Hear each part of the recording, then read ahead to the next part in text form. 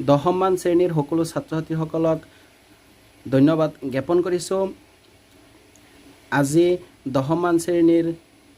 দুটা চলকযুক্ত ৰৈখিক সমীকৰণৰ পৰা অতি দৰকাৰী কিছুমান প্ৰশ্ন এই ভিডিঅ'টোত আলোচনা কৰিম। মই ভাবোঁ তোমালোকৰ ফাইনেল পৰীক্ষাৰ কাৰণে অতি উপকৃত হ'ব। গতিকে দেৰি নকৰাকৈ ভলা আমি পাঠটো আৰম্ভ কৰোঁ। অনুশীলনী 4.3 পৰা 2 আৰু 3 অতি গুৰুত্বপূৰ্ণ প্ৰশ্নকেইটা এতিয়া আলোচনা কৰা হ'ব। গতিকে তোমালোকে অতি মনোযোগেৰে আজিৰ পাঠটো চাই যাবা। 2x plus 3y = 11 আৰু 2x - 4y = 24ক সমাধা কৰা। ইয়াৰ পৰা mৰ মান উলিওৱা। তাৰমানে এই দুটা সমীকৰণৰ সমাধান x আৰু y ৰ মান নিৰ্ণয় কৰিব লাগিব আৰু x আৰু y ৰ মান আকৌ y = mx plus 3 এই সমীকৰণটোত বহুৱাই দি পেলাই m ৰ মান উলিয়াব লাগে। ইয়াতে কুৱেশ্যনটো আমাৰ দিয়া আছে 2x plus 3y = 11। এইটোক ইকুৱেশ্যন নম্বৰ 1 ধৰিব লাগিব বা যিকোনো এটা সমীকৰণৰ পৰা তাৰমানে x নাইবা y কোনোবা এটা চলক আমি বাওঁফালে নিৰ্ধাৰিত কৰি পেলাই এইটো আকৌ 2 নম্বৰ সমীকৰণ বুলি ধৰিম বা যিকোনো এটা সমীকৰণ বুলি ধৰিম। 2x - 4y = -24। ইয়াতে দেখা গৈছে যে 1 নম্বৰ সমীকৰণতকৈ 2 নম্বৰ সমীকৰণটো অতি চিম্পলি, সেইটো কাৰণে আমি 2 নম্বৰৰ পৰা যিকোনো এটা চলক ইয়াতে আমি বাওঁফালে নিৰ্ধাৰিত কৰিম। 2x ইয়াতে এটা কাম কৰিব লাগিব, আমি প্ৰতিটো পদক 2 দি ডিভাইড কৰি পেলাই এই সমীকৰণটোক লঘিষ্ঠ আকাৰলৈ লৈ যাম। 2 দি ডিভাইড কৰিলে x - 2y = -12। ইয়াতে xটো যদি আমি বাওঁফালে ৰাখি দিওঁ তেন্তে আমাৰ সমীকৰণটো হ'ব -12 -2y সোঁফালে লৈ গ'লে +2y। এইটো ইকুৱেশ্যন নম্বৰ 2। এতিয়া এই xৰ মানটো সমীকৰণ নম্বৰ 1ত বহাই দিম। xৰ মান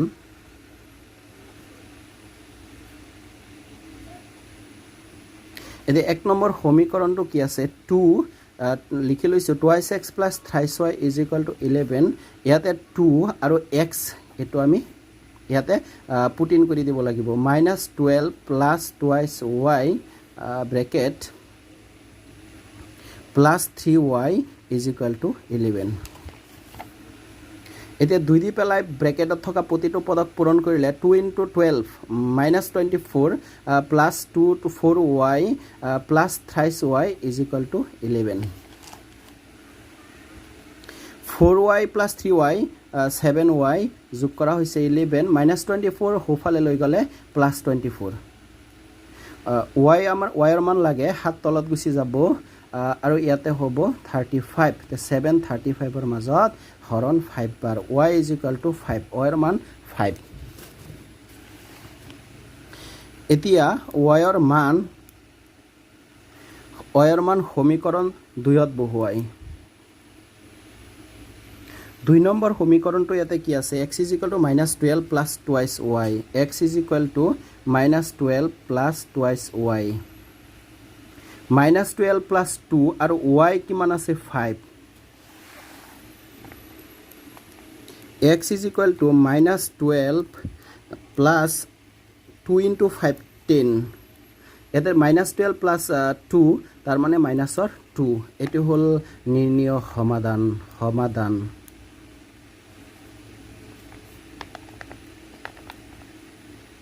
নিৰ্ণয় সমাধান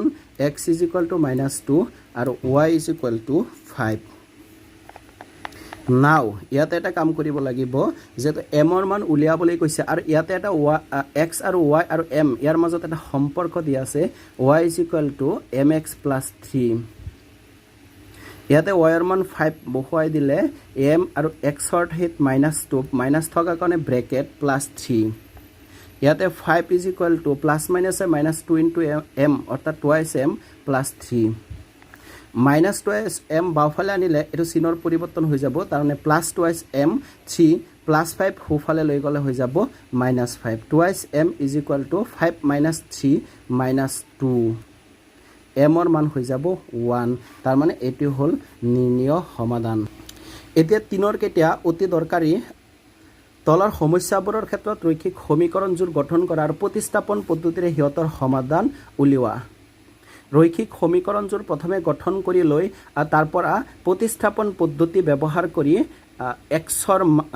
মানে সমাধান কৰিব লাগিব তাৰ মানে এক্সৰ মান উলিয়াব লাগিব এক্স আৰু ওয়াই দুটা সংখ্যাৰ পাৰ্থক্য 26 এটা সংখ্যা আনটোৰ 3 গুণ সংখ্যা দুটা উলিওৱা ইয়াতে কি কৈছে দুটা সংখ্যাৰ সমষ্টি দুটা সংখ্যাৰ পাৰ্থক্য দি আছে 26 গতিকে আমি ধৰি লম এটা সংখ্যা x বা ডাঙৰ সংখ্যা x আনটো সংখ্যা ধৰি লম y এটা সংখ্যা x আনটো সংখ্যা y কিন্তু ইয়াতে এটা কণ্ডিশ্যন মানে x টো y তকৈ ডাঙৰ প্ৰথম শৰ্তমতে দুটা সংখ্যাৰ পাৰ্থক্য অৰ্থাৎ x - y = 26 এটো ইকুৱেশ্যন নম্বৰ 1 দ্বিতীয় শৰ্তমতে কৈছে এটা সংখ্যা আনটোৰ 3 গুণ তাৰ মানে আমি ইয়াতে x টো ডাঙৰ ল হৈছে হেতৰ কাৰণে x = y ৰ 3 গুণ মানে কি হ'ব 23y এটো ইকুৱেশ্যন নম্বৰ 2 একেবাৰে সহজ এই কেইটা অংক x ৰ মান সমীকৰণ 1 ত বহুৱাই দিলে x ৰ মান 1 ত বহুৱালে এতে 1 ত বহুৱাই দিলে ইয়াতে 1 নম্বৰ সমীকৰণটো লিখি লৈছো x - y = 26 এতিয়া x মানে এতে কিমান দি আছে 23y মানে x ৰ ঠাইত 23y আৰু এটা y = 26 3y - y twice y -26 ইয়াতে y ৰ মানটো হ'ব 2 26 ৰ মাজত 13 y ৰ মান 13 এতিয়া y ৰ মান আৰু এটা সমীকৰণ বহুৱাই দিম এটো হৈছে 2 ত ফাৰ্ষ্টত 1 ত বহুৱাইছে এতিয়া 2 ত বহুৱাই দিম তে 2 নম্বৰ সমীকৰণ কি আছে x = 23y 3 * y আৰু y ৰ মানটো ইয়াত ইতিমধ্যে উলিয়াই থোৱা আছে অৰ্থাৎ 13 3 * 13 মানে কিমান 39 নিৰ্ণয় সংখ্যা দুটা এতেকে সংখ্যা দুটা হল এটা 13 আৰু এটা হৈছে 39 13 আৰু 39 এতিয়া 2 নম্বৰটো দুটা সম্পূৰক কোণৰ ডাঙৰটো সৰুটোতকৈ 18 ডিগ্ৰী বেছি কোন দুটা নিৰ্ণয় কৰা তাৰ মানে এই 2 নম্বৰটো অংক কৰা আগতে বুজি ল'ব লাগিব সম্পূৰক কোণ মানে কি তাৰ মানে সম্পূৰক কোণ ইংলিছত কয় সাপ্লিমেন্টাৰী এংগল দুটা কোণৰ মাপৰ সমষ্টি 180 ডিগ্ৰী হলে সেই কোণ দুটাক সম্পূৰক কোণ বোলে যেনেকৈ ছবিত ইয়াতে চাই লোৱা যদি এটো m আৰু এটো n তাৰ মানে m আৰু n এই দুটাৰ সমষ্টি কিমান হ'ব 180 ডিগ্ৰী ইয়াকে সম্পূৰক কোণ বোলে দুটা কোণৰ সমষ্টি 180 ডিগ্ৰী হ'ব লাগিব যেনেকৈ দুটা কোণৰ সমষ্টি 90 ডিগ্ৰী হলে তাক পূৰক কোণ কয় এতিয়া আমি ধৰি লম যেতে ইয়াতে কৈছে দুটা কোণৰ দুটা সম্পূৰক কোণ এটা আনটোতকৈ 18 ডিগ্ৰী বেছি এটা ধৰি ল'ব লাগিব সম্পূৰক কোণৰ ডাঙৰ কোণটো x আৰু সম্পূৰক কোণৰ সৰু কোণটো y প্ৰথম শৰ্তমতে কৈছে দুটা কোণৰ যেটো ইয়াতে আমি জানো দুটা কোণ সম্পূৰক কোণ হলে 180 ডিগ্ৰী তাৰ মানে x + y এই দুটাৰ সমষ্টি 180 ডিগ্ৰী যেটো দুটা কোণ 180 ডিগ্ৰী হলে ইয়াতে সম্পূৰক কোণ আৰু অলৰেডি ইয়াতে সম্পূৰক কোণ বুলি ইয়াতে কোৱেশ্চনটোত উল্লেখ আছে দ্বিতীয় শৰ্তমতে ডাঙৰটো সৰুটোতকৈ 18 ডিগ্ৰী বেছি ইয়াতে ডাঙৰটো x লোৱা হৈছে তাৰ মানে x = y y টো হৈছে সৰু আৰু তাতকে 18 ডিগ্ৰী বেছি গতিকে y ৰ লগত 18 এটা প্লাস দিব লাগিব এটো ইকুৱেশ্যন নম্বৰ 2 x ৰ মান সমীকৰণ 1 ত বহুৱাই এতে 1 ত বহুৱাই দিলে তাৰ মানে 1 টো লিখি লৈছো সমীকৰণ x + y = 180 ডিগ্ৰী x মানে y + 18 y + 18 এতে x ৰ মানটো হৈছে y + 18 আৰু y = 180 degree y + y twice y equal 180 degree +18 হুফালে লৈ গলে হৈ যাব চিনৰ পৰিৱৰ্তন -18 y সিলেকশন কৰিলে 2 তলত আহি যাব আৰু ইয়াতে থাকিব 162 এতিয়া 2 দি ভাগ কৰিলে 81 তাৰ মানে y ৰ মান কিমান পাই যাম 81 ৱাইৰ মান 81 ৱাইৰ মান সমীকৰণ 2ত বহুৱাই 2 নম্বৰ সমীকৰণটো ইয়াতে আছে x y + 18 x y মানে 81 y মানে 81 + 18 তাৰ মানে কিমান হ'ব 99 ডিগ্ৰী এটাকে সম্পূৰক কোণৰ ডাঙৰ কোণ = 99 ডিগ্ৰী আৰু সৰু কোণ = 81 ডিগ্ৰী এটি হ'ল নিৰ্ণয় সমাধান এতিয়া 3 নম্বৰটো এটা ক্ৰিকেট দলৰ প্ৰশিক্ষকজনে 7খন বেট আৰু 6টা বল কিনে 3800 টকাত 3800 টকাত পিছত তেওঁ 3খন বেট আৰু 5টা বল কিনে 1750 টকাত প্ৰতিখন বেট আৰু প্ৰতিটো বলৰ দাম উলিওৱা ইয়াতে এখন বেটৰ দাম আৰু এটা বলৰ দাম উলিয়াব লাগে ইয়াতে ধৰি লোৱা হৈছে এখন বেটৰ দাম x টকা আৰু এটা বলৰ দাম y টকা প্ৰথম শৰ্তমতে ইয়াতে কি কৈছে যেটো প্ৰশিক্ষকজনে 7খন বেট কিনিছে ইয়াতে এটা বেটৰ দাম যদি x টকা হয় যেনেকৈ ধৰি লও এটা বেটৰ দাম যদি 20 টকা 100 টকা হয় এটা বেটৰ দাম 100 টকা হয় তেন্তে ইয়াতে 7টা বেটৰ দাম 7 × 100 তেনেকৈ হিচাপ হ'ব যদি এটা বেটৰ দাম x টকা হয় তেন্তে 7টা বেটৰ দাম হ'ব 7x তেনেকৈ এটা বলৰ দাম যদি y টকা হয় তেন্তে 6খন বলৰ দাম হ'ব y আৰু 6 এই দুটা পূৰণ হ'ব তাৰ মানে 6 × y আৰু দুটা দাম অৰ্থাৎ 7খন বেট আৰু 6খন বল এই দুটাৰ দাম একেলগে 3850 টকা অৰ্থাৎ 3800 টকা সমীকৰণ নম্বৰ 1 দ্বিতীয় শৰ্তমতে কি কৈছে 3খন বেট আৰু 5টা বল একেলগে 1750 টকা 3খন বেট অৰ্থাৎ 3x আৰু 5টা বল 5y টোটাল টকা হৈছে 1750 টকা ইয়াতে আমি x যুক্ত পদটো বাওফালে সিলেকশন কৰিম সোঁফালে 5y লৈ গলে 1750 - 5y এতিয়া x টো যদি আমি বাওফালে ৰাখি দিও তলত গুছি যাব 3 1750 - 5y আৰু এটো সমীকৰণ নম্বৰ 2 এতিয়া x ৰ মান সমীকৰণ নম্বৰ 1 ত বহুৱাই দিম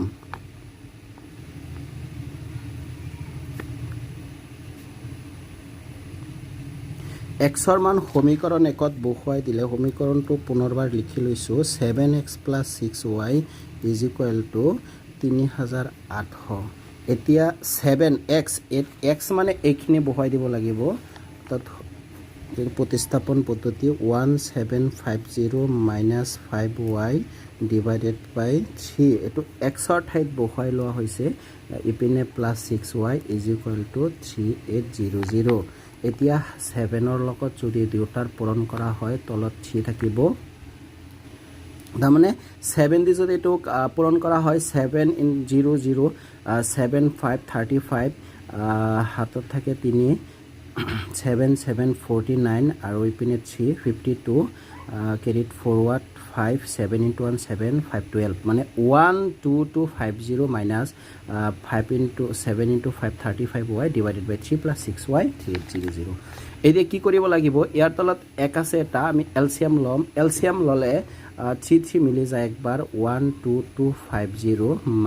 35y প্লাস 1 3 ৰ লগত হৰণ 3 বাৰ আৰু 6 ৰ লগত পূৰণ কৰিলে হ'ব 18y = 3800 12250 35 plus minusৰ 35 plusৰ 18y minusৰ 17y = 3800 এতিয়া তলত এক আছে বজ্ৰ পূৰণ কৰি দিলে 12250 minus 70y আৰু 3 ৰ লগত এটো পূৰণ হৈ গলে 300